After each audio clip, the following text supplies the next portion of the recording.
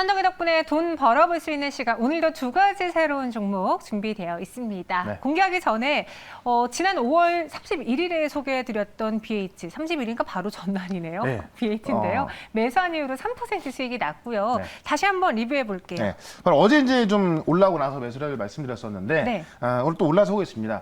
어쨌든 지금 이 BH 같은 경우는 지금 삼성전기에서 포기하는 사업을 BH가 전량 가져올 것을 알려지면서 그에 대한 수혜를 볼 것이다. 삼성전기는 너무나 많은 것도 하다 보니까는 적재 사업이지만은 BH가 갖고 왔을 때는 어떻게 보면 애플의 독점 공급이 될 수 있거든요. 이게 예상으로 봤을 때 그냥 예상을 하고 있는 겁니다만은 거의 지금 애플의 입장에서 선택할 수 있는 폭이 넘지 않기 때문에 아마 BH가 가져간다고 한다면은 정고점 돌파는 무난하게 갈 것이다라고 말씀드리면서 BH 계속해서 좀 홀드 의견 좀 드려보도록 하고요. 그다음에 그 전에 말씀드렸던 세원이라는 정보 볼 필요가 있을 것 같은데 자동차 부품주 중에 하나고 포드가 급등하고 있다 그랬죠. 포드의 전기차인 F150 이게 지금 뭐 엄청난 인기를 끌 것으로 알려지면서 여기에 직접 들어가는 게 바로 세원입니다. 그래서 세원 같은 경우도 지금 제가 말씀드리고 나서 이틀 연속 계속 올라서고 있는데요. 아직까지 정고점까지 올라가려 멀었습니다. 자동차 완성차 업체는 지금 최근에 이제 반도체 쇼트시 좀 풀리면서 올라왔었고 다만 이제 이 철강값이 올라가서 이 완성차 업체는 좀 힘들 수 있겠습니다만은 이런 부품주는 추가 급등 가능하기 때문에 세원도 계속해서 홀딩을 좀 해보도록 하겠고요.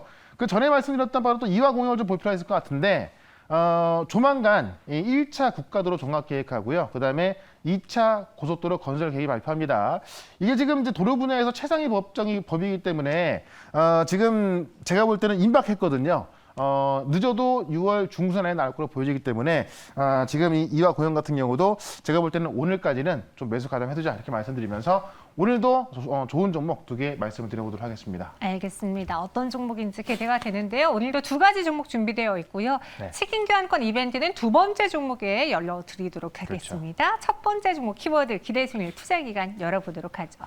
오늘 시장에서는 카카오뱅크라는 키워드를 갖고 오셨고요. 3개월 안에 40% 수익을 낼 수 있다. 네. 또 이렇게 생각해보니까 지난번에 IPO 앞두고서는 또 나스닥 상장 앞두고 관련주들 막 불붙었던 그때가 그렇죠. 생각이 나요. 뭐 두나무도 있었고 몇 개 네. 있었는데 지금 또 그런 시절이 올지는 안 올지 모르겠습니다만은 어쨌든 이 가치가 시장에서 값어치를 크게 주고 있는 만큼 관련주 봐야 될 것 같은데 왜 키워드를 카카오뱅크라고 했냐면은 토스랑 비교를 해본다면 네. 카카오뱅크와 관련된 정보도 올라갔었고 또 카카오뱅크 또 시총 가치를 봤을 때 토스가 어떤 위치에 있는지 아마 제가 볼 때는 이 토스를 처음 들어보신 분도 계실 것 같아요. 그래서 그런 것을 카카오뱅크와 좀 비교하기 위해서 말씀드리는 거고요.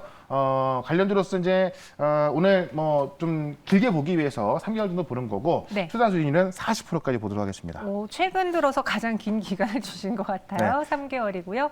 40% 수익입니다. 토스 카카오뱅크 관련 기사도 체크해보죠.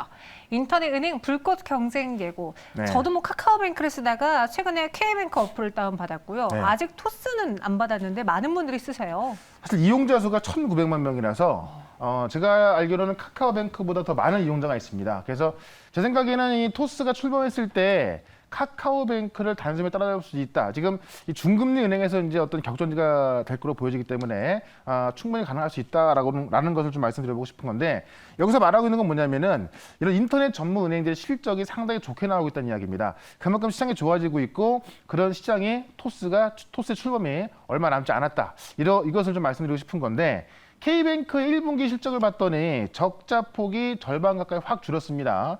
그래서 지금 1조 2,499억, 1조 2천억의 유상증자까지 성공했기 때문에 자금까지 굉장히 좀 잘 들어온 상황이고요. 카카오뱅크는 올해 1분기에 467억 원의 단기 손익을 기록했는데 이 YY 기준으로 비교를 해봤더니 150%가 올랐습니다. 그래서 이 카카오뱅크나 K뱅크 실적이 상당히 좋아지고 있다. 그만큼 인터넷 전문 은행들이 굉장히 좀 순항하고 있다라고 좀 보시면 될 것 같고요. 이제 카카오뱅크 이자이익 같은 경우는 1,300억 정도가 나왔고 비자금의 순수수료가 132억 기록하고 있어서 실제로 지금 뭐 카카오뱅크나 K뱅크는 굉장히 좀 이 가치가 높아지고 있는데 여기에 지금 토스 같은 경우 잘 하고 있거든요. 근데 토스가 본격적으로 출범하는 날이 얼마 안 남았기 때문에 제가 볼 때는 좀 경계를 해야 될 것 같다라는 생각이 들고요. 카카오뱅크가 시가총액이 36조입니다. 자, 그런데 토스뱅크가 이번에 5천억 투자금 유치하면서 7조 대 나왔는데요. 단순 비교해 본다면 카카오뱅크하고 토스하고 시가총액으로 봤을 때 5분의 1 정도 차이가 나는 것 같은데 지금 앞으로 같이 싸우게 될 그 시장에서 제가 볼 때 토스가 더 잘 올라갈 수 있다는 부분, 그다음에 지금 현재 가입자 숫자는 토스가 카카오뱅크보다 좀 더 많다는 걸 봤을 때 충분히 따라잡을 수 있다는 본다면은 7조 원도 상당히 많이 평가를 받고 있는 건데요. 더 클 수 있기 때문에 관련주는 제가 볼 땐 지금 사도 늦지 않다 이렇게 말씀드려볼게요.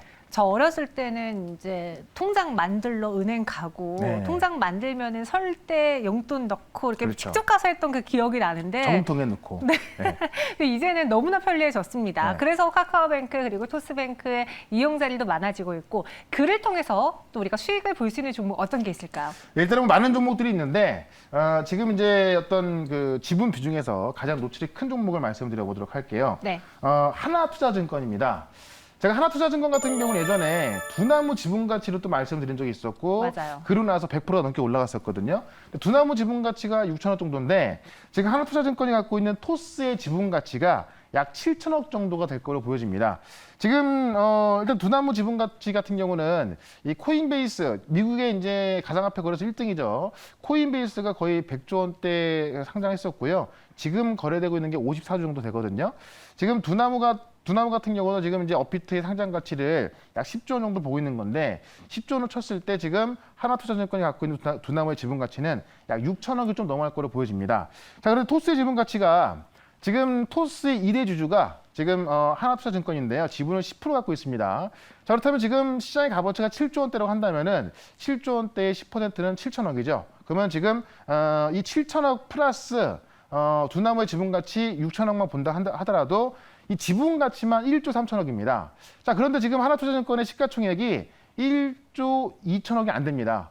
이 지분 가치만 갖고도 시가총액이 안 되는 거 봤을 때 지금대 가격대는 상당히 저평가받고 있다라고 좀 보시면 될 것 같고요.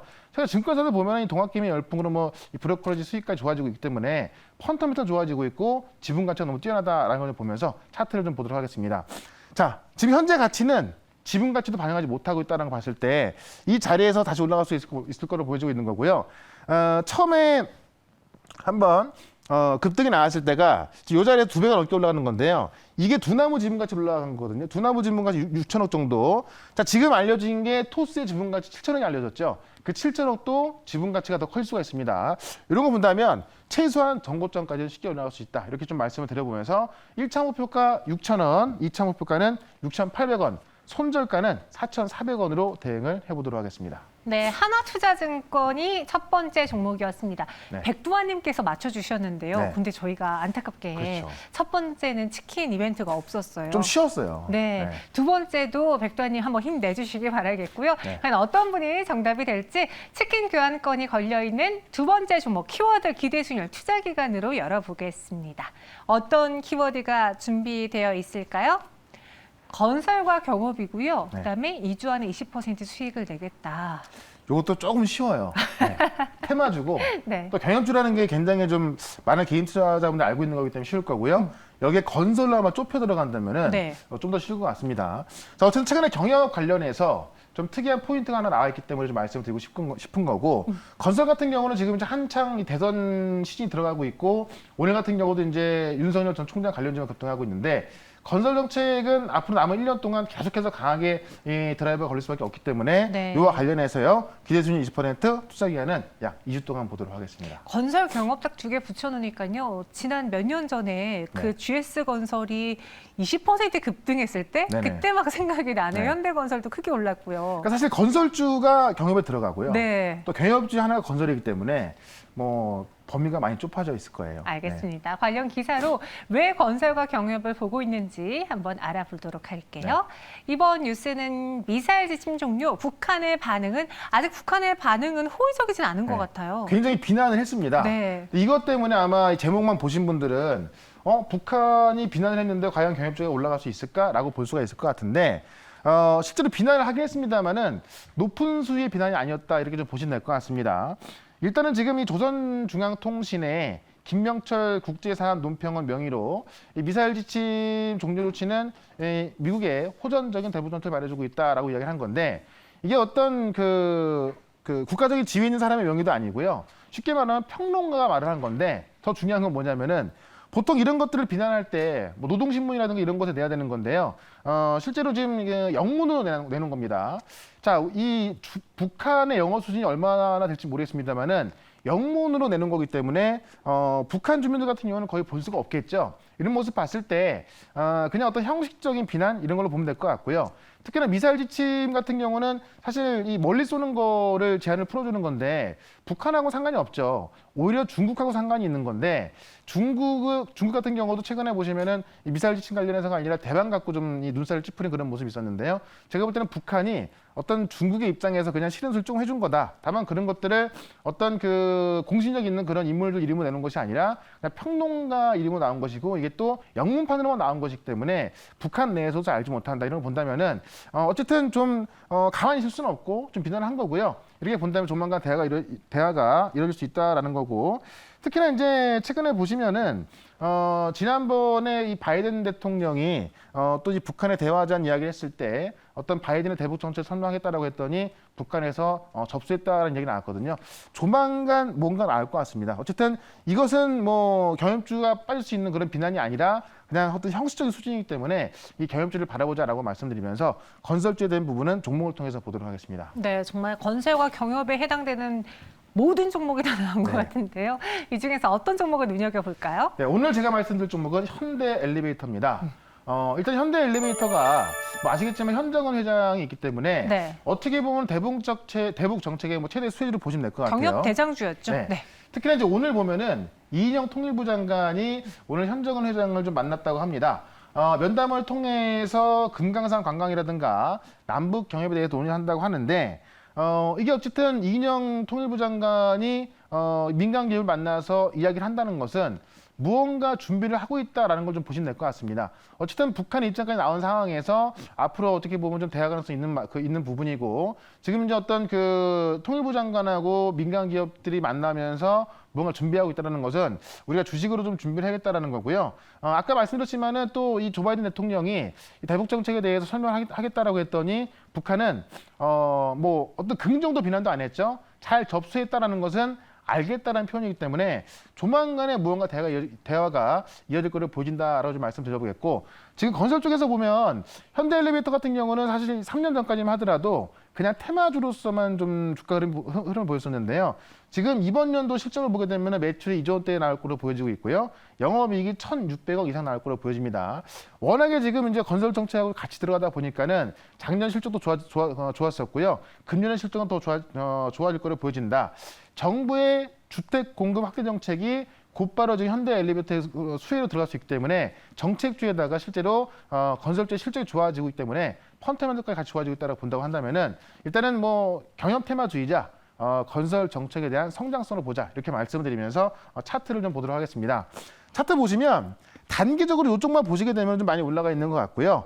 작년에 고점을 살짝 넘어간 모습인데 저항선 돌파해놨고요. 과거 테마주 올라갔던 그 시절에 비한다고 한다면은 지금 가격대는 절반 되는 가격이기 때문에 굉장히 싼 가격대이다 이렇게 좀 말씀드려보면서 1차 목표가는 62,000원, 2차 목표가는 7만 원, 손절가는 48,000원으로 대응을 해보도록 하겠습니다. 현대 엘리베이 정말 오랜만에 나왔습니다. 네. 62,000원, 7만 원의 목표 주가 각각 제시해드렸고요.